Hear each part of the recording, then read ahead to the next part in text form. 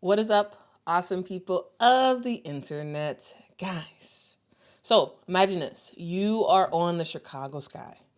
It's Wednesday, September the 3rd, 2025. You have a game tonight against the Connecticut Sun. On paper, this game doesn't mean much. But for you, it means a lot. Your team has been at the bottom of the league all season, and you're still trying to fight to get to 10 wins on the year. Terrible, right? But still got to play. And you not only are trying to play for 10 wins, you're also trying to maybe prove that you belong on a roster next season. Maybe it's with the Chicago Sky, or maybe it's with another team. Maybe it's with one of the expansion teams. Who knows? Well, guys, it's Wednesday. Still early in the day. You're at Wintrust Arena with your teammates, going through shoot around, just going through the motions, and suddenly your phone blows up. Notifications, mentions, texts from family and friends. Everyone's saying the same thing. Did you see what Angel said about you? At first, you figure, oh, it's just social media noise.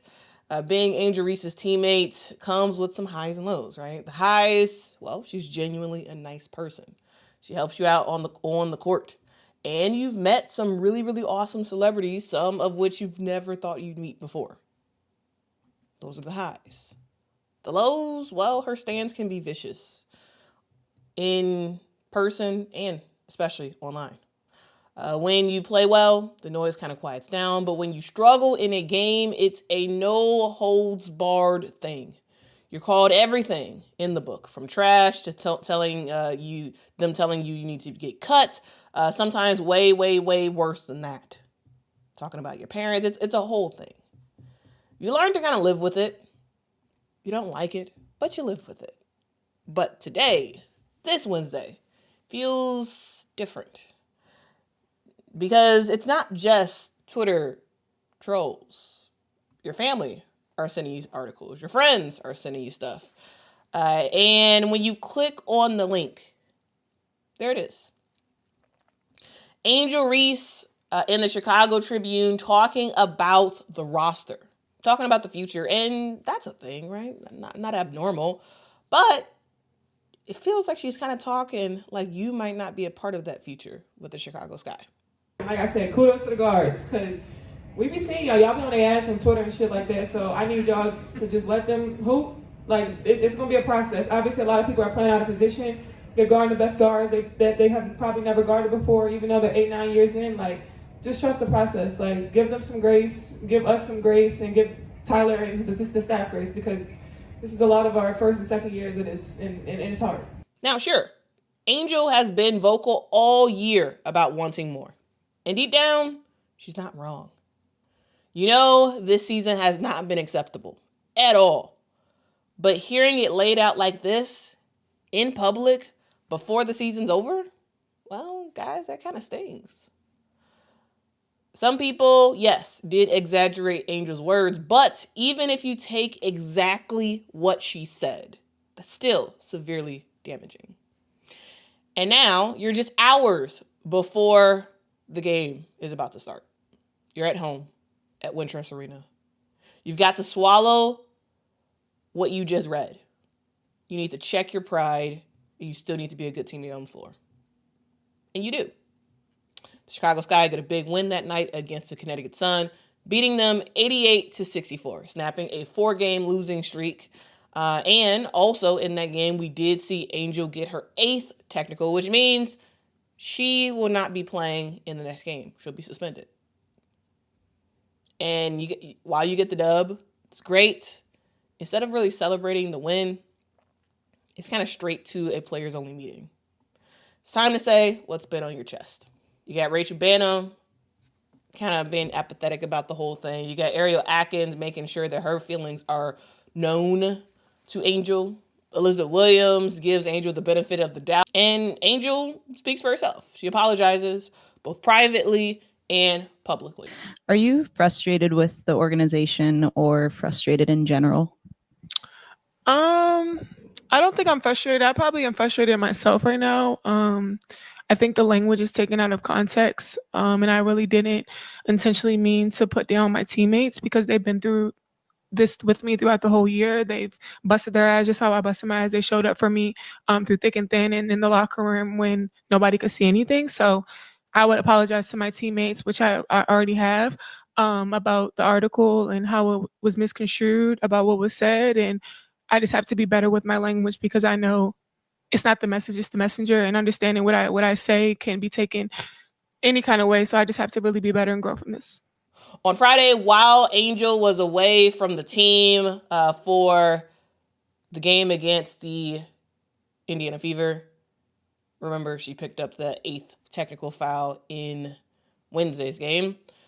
The Chicago Sky put out an official announcement saying that Angel has been suspended for the first half of Sunday's game against the Aces. This punishment comes from comments deemed detrimental to the team.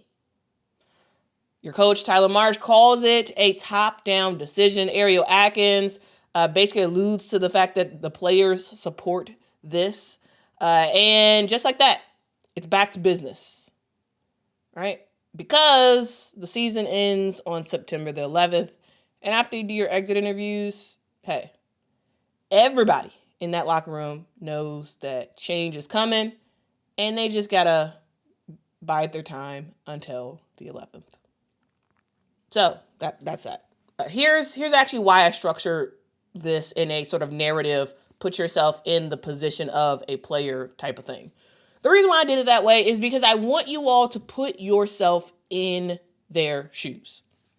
Now, Angel's feelings and her commentary in that article, it's not wrong, right?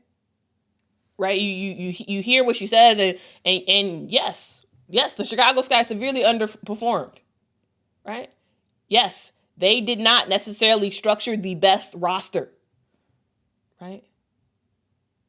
Yes, I think most people would probably think that, yes, the two guarantees would be Angel and Kamilla going forward.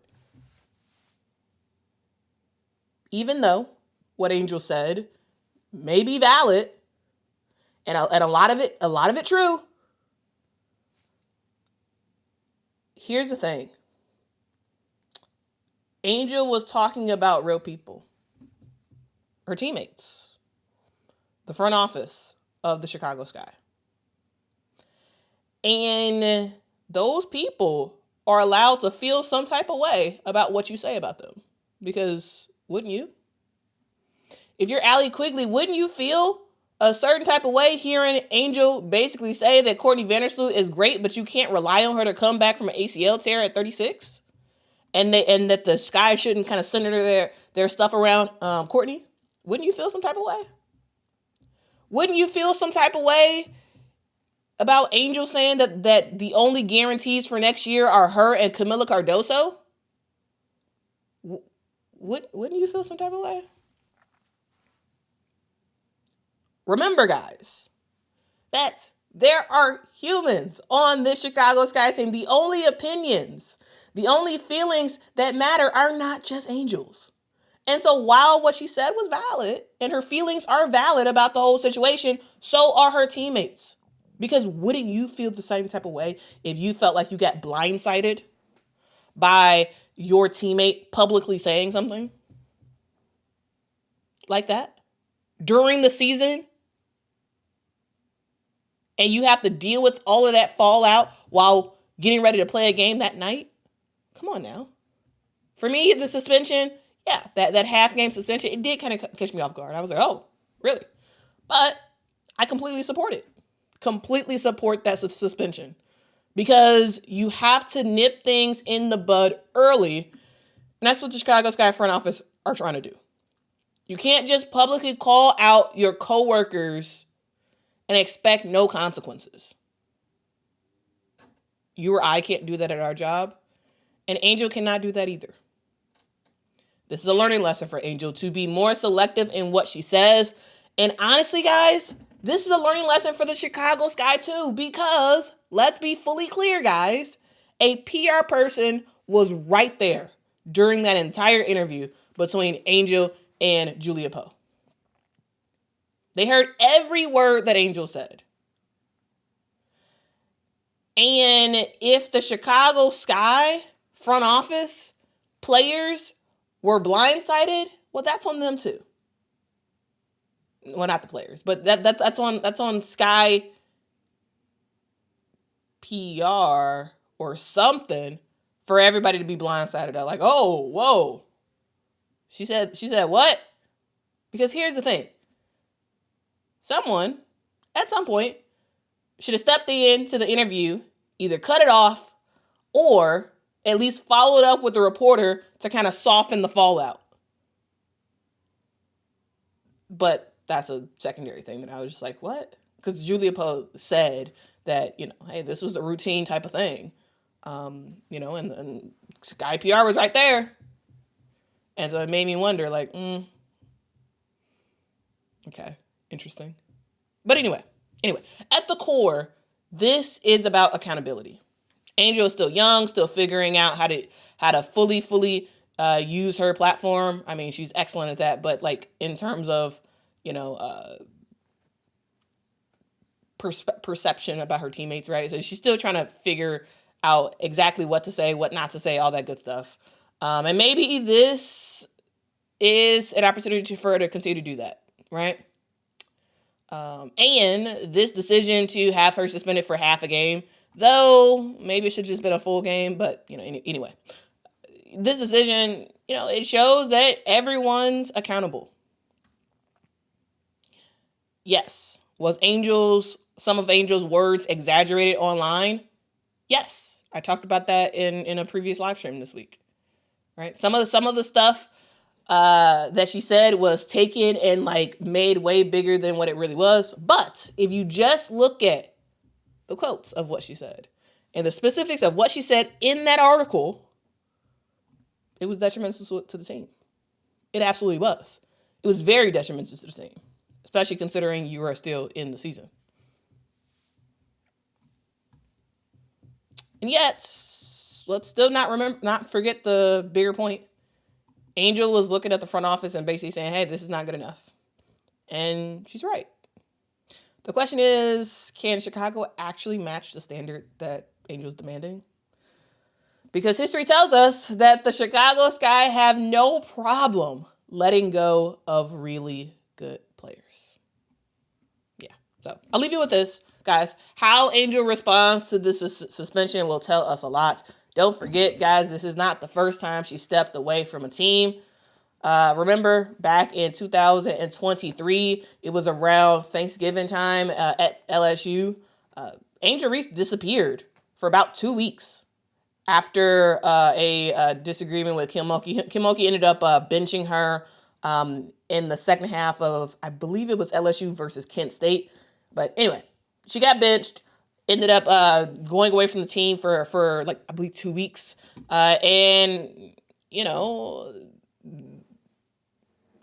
that was the thing. Now, it was never labeled as a suspension officially. And Kim Mulkey basically refused to really answer like what was going on at the time. But Angel spoke on it a little bit later on. And she said, quotes, I had a lot going on. I was moody. I wasn't in a good place, and I didn't want to become a cancer in the locker room.